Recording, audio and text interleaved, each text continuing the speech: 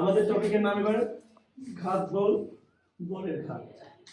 সহজ করে বোঝাই, ধরো একটা ক্রিকেট বলকে আমি ব্যাট দিয়ে মারলাম। তো ক্রিকেট বলটাকে যখন আমি ব্যাট দিয়ে মারি, ধরো জোরে মারলাম 6 মারার জন্য, তাহলে কি আস্তে মারবো না, অনেক জোরে বলটাকে আমি আঘাত করবো। কিন্তু এই বলটা, এই ব্যাটটা যখন আঘাতপ্রাপ্ত হবে, ব্যাট দিয়ে যখন আমি বলটাকে আঘাত করবো, তখন বল ও ব্যাট যে একসঙ্গে সংস্পর্শ হবে, এটা কি খুব বেশি সময়ের জন্য হবে? খুবই হালকা একটা সময়ের জন্য সংস্পর্শ হবে, এবং বলটা কিন্তু তাৎক্ষণিক অনেক বেগে সামনের দিকে কি হয়ে যাবে, আগায় যাবে। তাহলে কি খুব স্বল্প সময়ের জন্য আমি একটা বড় মানের একটা বল প্রয়োগ করলাম না? এই স্বল্প সময়ের জন্য বড় মানের যেটা বল প্রয়োগ করলাম, এটা যেটা ঘটনা ঘটলো, সেই ঘটনাকে আমরা দেখবো এই দুইটা টপিক দ্বারা। একটা হলো ঘাত বল, আরটা কি বললাম, আচ্ছা। প্রথমত ঘাত বল হচ্ছে একটা বল, এটা মাথায় রাখবে। ঘাত বল একটা বল, বল যেহেতু ভেক্টর রাশি, তাহলে ঘাত বল কি রাশি হবে? ভেক্টর রাশি। বলের মাত্রা যা হবে, এই ঘাত বলের মাত্রা তাই হবে, এককটাও কিন্তু তাই হবে, KG meter per second square অথবা নিউটন। তাহলে মাত্রা মনে রাখতে হবে ml ইনভার্স 2, এটা হলো ঘাত বল বা বলের মাত্রা। একই জিনিস, বলের মাত্রা যা, ঘাত বলের মাত্রাও কি। এটা খুব বড় মানের বল, যেমন ক্রিকেট বলটাকে আমি ব্যাট দিয়ে আঘাত করলাম, খুব বড় মানের বল দিয়ে আঘাত করলাম না, তাহলে ঘাত বল একটা বড় মানের বল। বলের ঘাত, বলের ঘাতকে আমরা এভাবে করি, দেখো ওই যে ঘাত বল নিয়ে কথা বলতেছিলাম, সেই ঘাত বলের সঙ্গে যদি আমরা বল প্রয়োগের যে সময়টা ছিল, খুবই ন্যূনতম একটা সময়, এটা আমরা যদি গুণ করি, যা পাবো সেটাই হলো কি বলের ঘাত। তাহলে ঘাত বল আর বলের ঘাত কিন্তু একরকম জিনিস না, এটা ভিন্ন জিনিস। এখন বলের ঘাতকে প্রকাশ করি আমরা জে দ্বারা, কি দ্বারা প্রকাশ করি? জে দ্বারা। আর এখানে একটা লাইন লেখা আছে, দেখো যে ভরবেগের পরিবর্তন মানেই হলো বলের ঘাত। এটা কেমন হলো একটু বোঝার চেষ্টা করি, চলো আমরা। যে মানে যেহেতু আপনি বলতেছেন এফ গুণন টি, এই যে ঘাত বল আর বলের প্রয়োগের সময়। এখন বল মানে কিন্তু আমরা নিউটনের দ্বিতীয় সূত্র পড়ে এসেছি অলরেডি, যে ভরবেগের পরিবর্তনের হার মানেই হচ্ছে বল, শিখেছি আমরা। ভরবেগের পরিবর্তনের হার মানেই বল। এখানে কি আছে, এইটি আর এইটি কাটলে কি থাকে?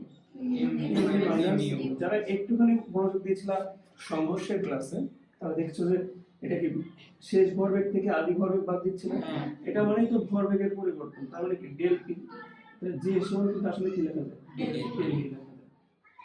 এখান থেকে আমরা সহজে বুঝতে পারি। তার মানে কি ভরবেগ থেকে ভরবেগ বাদ দিলে তো ভরবেগই পাওয়া যাবে। তার মানে ভরবেগের মাত্রা একক যা হবে, এই বলের ঘাতের মাত্রা একক তাই হবে। দেখো তাই হয়েছে, দেখো আমরা জানি পি মানে যদি ভরবেগ হয়, তাহলে ভর গুণন বেগ, ভরের একক কি কেজি, আর বেগের একক কি মিটার পার সেকেন্ড। এই দেখো কেজি মিটার পার সেকেন্ড। মাত্রা দেখো ml টি ইনভার্স 1, দেখো এখানে মজার কাহিনী আছে, এখানে ইনভার্স 2 ছিল না, দ্যাটস ওয়াই দেখতে পাচ্ছি আমরা ml টি ইনভার্স 2, এখানে দেখো ইনভার্স 1, তাহলে কত হচ্ছে ml টি ইনভার্স 1, তাহলে একটা 2 আর 1 এর পার্থক্য। তাহলে আমরা যে সঙ্গে লাইনটা মনোযোগ দিয়ে বলতে পারি f গুণন t, আবার এই লাইনটা বলতে পারি যে সমান ডেল p, অথবা যে সমান লেখা যায় mp মাইনাস m। আশা করি আমরা এই বেসিক গুলো বুঝতে পারছি। উদাহরণটা বুঝলাম, যদি আমরা কারোর গলায় একটা জোরে থাপ্পড় দিয়ে দিই, তাহলে আমাদের যে অনেক জোরে মারলাম না, তাহলে এটা কি ঘাত বল। আর থাপ্পড়টা তো গালের সাথে লেগে থাকে না, সরাই নেই আমরা, তার মানে অল্প সময়ের জন্য বল প্রয়োগ করছি। এই ঘটনা কিন্তু আসলে ঘাত বল বা বলের ঘাতের সাথে কি করা যায়, রিলেট করা যায়, তাই না? আমরা এই एग्जांपलটা খেয়াল করি, ম্যাথটা খেয়াল করি। 200 গ্রাম ভরের একটা টেনিস বল আমরা ওই দেওয়ালে ঢিল মারছি, মনে করো কত বেগে, 8 মিটার পার সেকেন্ড বেগে ঢিল মারছি। যখন এই টেনিস বলটাকে দেওয়ালে ধাক্কা খেলো, তখন ধাক্কা খাওয়ার সময়টা খুবই কম সময়ের জন্য খেলো, সেটা কত 0.04 সেকেন্ড। তার মানে খুব অল্প সময়ের জন্য বড় মানের একটা বল আঘাত করলো দেওয়ালে গিয়ে, তাহলে এই ঘটনা অবশ্যই ঘাত বল এবং বলের ঘাতের ঘটনা। বুঝতে পারছো? যেখানে খুবই স্বল্প সময়ের জন্য বড় মানের একটা বল প্রয়োগ করা হবে, সেখানে আমরা ঘাত বল বা বলের ঘাতের ঘটনাকে স্বীকার করে নেব, ঠিক আছে? ওকে, এখন সে আবার ওখানে ধাক্কা খেয়ে ছিটকে এদিকে আসার সময় অনেক বেগ প্রাপ্ত হয়েছে, 10 মিটার পার সেকেন্ড বেগে এদিকে আসা শুরু করছে। তো প্রথম প্রশ্ন, বলের ঘাত কত? মজার কাহিনী হচ্ছে, আমাকে ভর দেওয়া আছে না, আমাকে বেগ দেওয়া আছে না, একটা হলো আদি বেগ, একটা হলো কি শেষ বেগ। তাহলে ইজিলি তো বলের ঘাত বের করতে পারি। দেখো বলের ঘাত বের করতে গেলে ভর লাগে আর বেগ লাগে, আর কিছু লাগে না, এটা ইজি।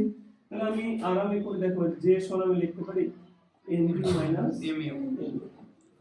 তাহলে এখন m মানে 200 গ্রাম, 200 গ্রাম মানে 0.2 কেজি, এটা সবাই জানে। 200 গ্রাম মানে হলো 0.2 কেজি। আচ্ছা m টা এখানে কমন নাও যেত না, হ্যাঁ, তাহলে m কমন হলে কি থাকে v মাইনাস u, তাহলে 0.2 গুণন ভি কত। আচ্ছা তুমি কিন্তু চাইলে এই ম্যাথটাকে মাইনাস অ্যাভয়েড করে করতে পারো। কি করে করতে পারো? Minus avoid. আচ্ছা সমস্যা নেই, নরমালি আমরা সবাই ডান দিকে কোনো কিছু গেলে আমরা সেটাকে পজিটিভ ধরি। আমরা ডান হাতে না, তো ডান দিকে কোনো কিছু গেলে আমরা সেটা কি ধরি? পজিটিভ। এটা কি করবো? নেগেটিভ। তাহলে বলো শেষ বেগ কত? -10 মাইনাস এটা তো প্লাস 8। সবাই কি বুঝতে পারছো? তাহলে কত হচ্ছে আমার 0.2 গুণ -18 কত হচ্ছে?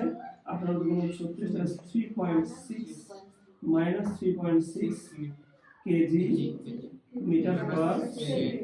দেখো আমরা কিন্তু অলরেডি জের মান পেয়ে গেছি না? জের মান -3.6 কেজি মিটার পার সেকেন্ড। হতাশ হলো না, মাইনাস থেকে ভয় কিছু নাই, মাইনাস দ্বারা শুধু দিক বোঝাচ্ছে। কি হচ্ছে? দিক। দেখো মাইনাসটা কোন দিক ছিল? এই দিকে না, বাম দিকে না? তার মানে আমার এই বলের ঘাতের দিকটা কোন দিকে? বাম দিকে। ডান দিকে না হয় কোন দিকে? বাম দিকে। দেখো তাহলে আমাদের জের মান আসছে কত? -3.6 কেজি মিটার পার সেকেন্ড। তাহলে এটা কোন দিকে? বাম দিকে। তাহলে বাম দিকে বলের ঘাতের পরিবর্তন হয়েছে কত? সরি, বাম দিকে বলের ঘাত পাওয়া গেল কত? 3.6 কেজি মিটার পার সেকেন্ড। অথবা এভাবে বলতে পারো বাম দিকে ভরবেগের পরিবর্তন হয়েছে 3.6 কেজি মিটার পার সেকেন্ড। কারণ ভরবেগের পরিবর্তন মানেই তো বলের ঘাত। ওকে, তাহলে এই মাইনাসটা আমার জন্য ইম্পর্টেন্ট। মাইনাস দ্বারা বোঝাচ্ছে কি দিক। মানটা কত? মানটা 3.6। সবাই বুঝতে পারছো? প্রথম কোশ্চেন ডান। দ্বিতীয় কোশ্চেন, ঘাত বল নির্ণয় করতে বলছে আমাদের। কিভাবে করতে বলছে? আচ্ছা, যে সমান আমরা আগে থেকে শিখেছি f গুণন t। তাহলে f সমান আমি বলতে পারি না j ভাগ t। j এর মান আমরা অলরেডি দেখলাম 3.6, t এর মান মাত্র দেখতে পাচ্ছি 0.04। আমরা ভাগ করলে কিন্তু আমি আমার ঘাত বল পেয়ে যাবো। এবং তুমি যদি ওই বলের ঘাতের মাইনাস চিহ্ন এখানে দিয়ে দাও, তাহলে ঘাত বলের দিকটাও পেয়ে গেলাম। কোন দিকে? বাম দিকে। 90 -90 নিউটন না বলো? বলের কত হবে? নিউটন। সবাই বুঝতে পারছো? তাহলে সবাই বুঝছো তো? ওকে।